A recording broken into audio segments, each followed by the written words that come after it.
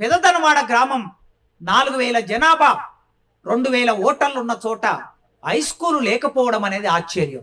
1000 జనాభా 2000 జనాభా ఉన్న చోట హై స్కూల్ ఉన్నాయి. 10th క్లాస్ వరకు ఇక్కడ స్కూల్ ఎందుకు లేదు? మా బిడ్డలు మా అమ్మాయిలు ఇక్కడ నుంచి నడుచుకుంటే ఎందుకు వెళ్ళాలి?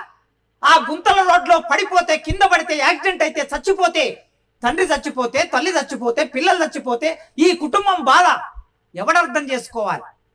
కనుక ఈ గ్రామంలో ఇప్పుడు 10+2 అంటే 12వ తరగతి వరకు స్కూల్ పెట్టాలని ఆలోచిస్తున్నారు. ఇది చివరి గ్రామం గనక ఈ గ్రామం మీద ప్రత్యేకమైన దృష్టి పెట్టి ఇక్కడ రేపు రాబోయే 10+2 అంటే 12వ తరగతి వరకు రాబోయే స్కూల్ పెదదనవాడ గ్రామంలో ప్రభుత్వం పెట్టాలని ఇక్కడ నుంచి నేను ప్రభుత్వాన్ని డిమాండ్ చేస్తున్నా. చదువు అనేది మనిషిని చైతన్యం చేస్తుంది గనక ఆ చదువు వైపు మన ఆలోచన ఉండాలి.